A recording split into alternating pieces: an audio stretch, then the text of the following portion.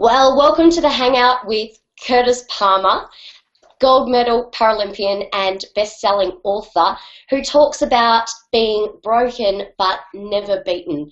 So welcome to the Hangout. Thanks for joining us, Curtis. Hi, how are you?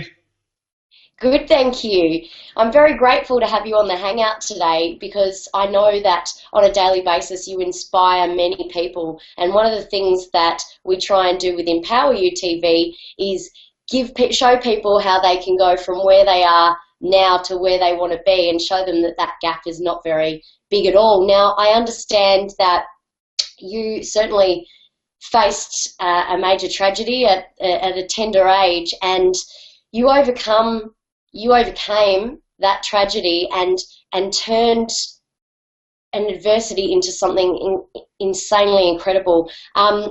What was going through your mind at that time when you were facing those challenges? Because I know people face challenges every day, but you certainly overcame a massive hurdle.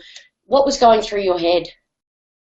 Not much was going through my head at the time. It was obviously a big shock to the system and something that took a long time to get used to. But I guess my personality kind of meant that I was always going to move on quickly because I was a solutions-based kind of a person. So anytime I was faced with any kind of challenge, it was like, okay, how am I going to get over this? I was, luckily for me, a naturally positive person. I have been all my life, so that kind of really helps. But I've also had a very supportive family and friends network as well. But I guess the biggest thing that helped me to get back to where I wanted to be was just getting back to my passion. Here I was laying in hospital, faced with living the rest of my life as a quadriplegic, and I really didn't know what to do with my life apart from just set myself little goals. And the first little goal was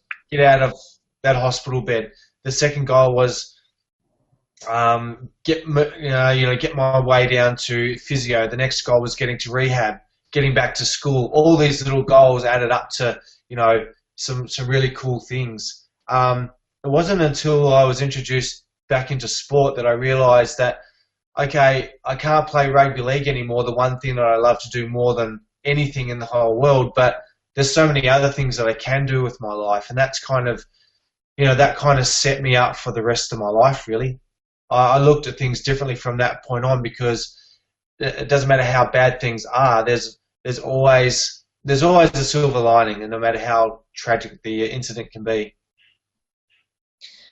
Wow, that is certainly some inspiring words, and I guess to take away from what you just said, the bite-sized steps and setting small goals for yourself, because I know there's a lot of people that look at a situation and are overshadowed by the cloud and the shadow of the thing, as opposed to just tackling the problem itself in small, manageable steps. Exactly. So many people become disempowered and unmotivated to achieve their goals because they get overwhelmed. But if you break it down into little steps and just achieve little things along the way, you soon get to where you need to be. That's awesome. So how did it feel to win a gold medal at the Paralympic Games? It was in Athens, right? Yeah, it was in Athens 2004. It was quite surreal because, as part of our training, we're conditioned that no matter how big the game is just a game. And so I went into the final in Athens just thinking, okay, I know how to do this. This is what I do. It's just another game. And it really worked because I didn't get overawed by, the massive crowd support that we had and the massive event that it was. I mean, it was a gold medal final, and I went into it pretty calmly. And I think it took a little while to sink in after I'd won it, or, sitting there on the podium just going, wow, there's no one better in the world than this team right now. We are the absolute best. And that was an amazing feeling. It's an addictive feeling because, you win one and all of a sudden you want the next 4 years to speed up so you can win another one. Unfortunately, in Beijing we didn't do so well, but I've just been named in the Australian wheelchair rugby team this morning. Actually, we are heading off to Denmark to compete at the World Champs in August. So I'm like I said before, I'm one step closer to getting to Rio, which is my ultimate goal in the next couple of years. That's absolutely fantastic. Congratulations. It's been a tough year. It's been a long, hard year. You know, I'm 37. I haven't got too much time left in this sport, so this is, for me, a really big achievement.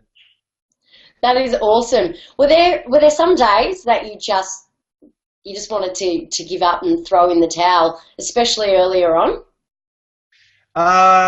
Earlier on, there were some days, yeah. I guess there's a transition between friendships for me that I found quite hard, and that was nothing really to do with being in a wheelchair. That was just being a teenager. You know, you go from one group of friends to the next, and you soon find out, you know, who your crew is. And I kind of took on board that it's because of my wheelchair and the way that I look and the way that I do things that maybe some of my really good friends aren't hanging out with me anymore. And so that for me was really tough. I got through it by just realizing that, okay, this group of friends, you know, is not working out, but wow, there's another group of friends over here that's, you know, showing an interest. So I kind of went with them, and that kind of, you know, things improved from that point on. So look, I have to be honest with you, there weren't many times when I was down, because I've always been busy. I've always been goal focused. I've always been working towards achieving something really, really good. And for me, that's my sport. For other people, it might be something else. You know, not everyone's sporty. You've got to find your own passion in life.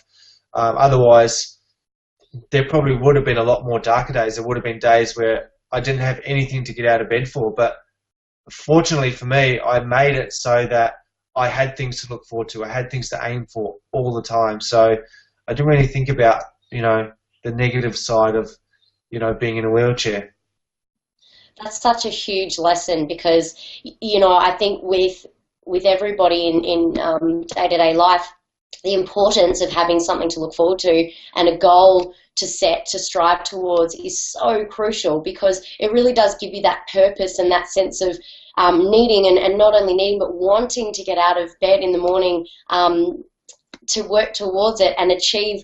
When you're achieving those little bite-sized chunks all towards a bigger picture and a huger goal, you know, it gives you that sense of achievement, which is also important in the way you value yourself as well too. So I think that's a massive, massive message. And did you find, I mean, obviously you inspire so many people, which is incredible, because the energy that you exude and the lessons and the knowledge and wisdom that you can give so many people, that rubs off on a lot of people. How does it feel to be able to affect so many people's lives in the way that you do?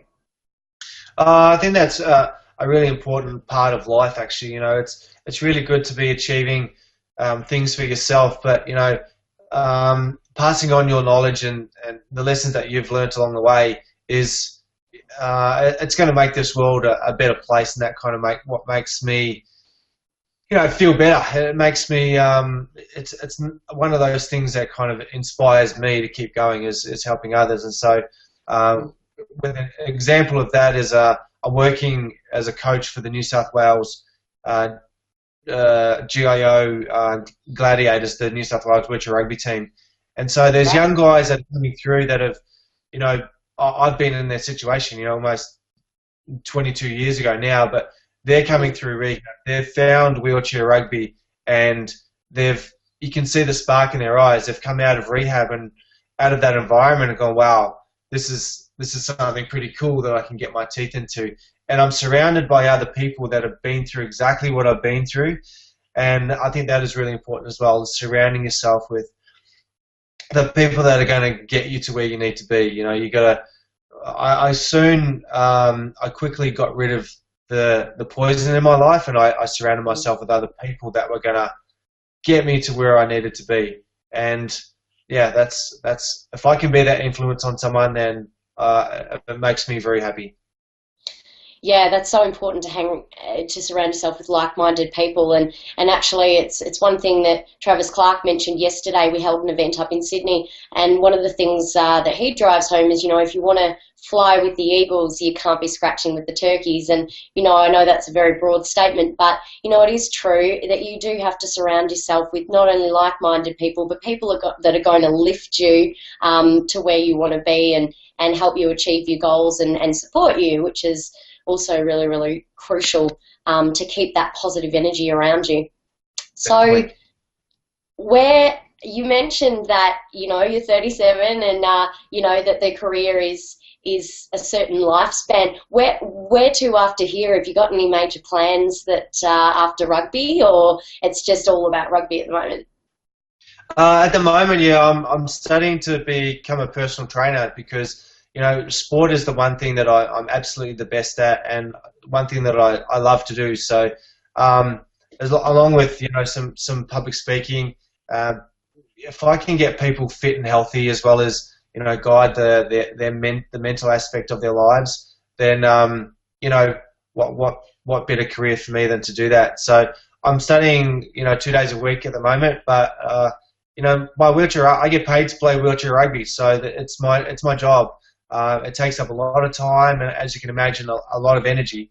That effort has paid off with my selection with the World Champs team, but the job's not done. I've still got another 18 months to 2 years before I'm named in the team that goes to Rio, and there's another gold medal to win. So I'm not resting until I come home from Rio with a big shiny fat gold medal.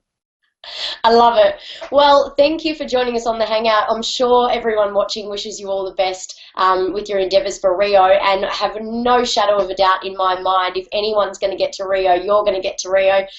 So thank you for joining us on the Hangout. But if people want to see more, you are very generously featuring in an episode of EmpowerYouTV, which is going to be launched next month in July.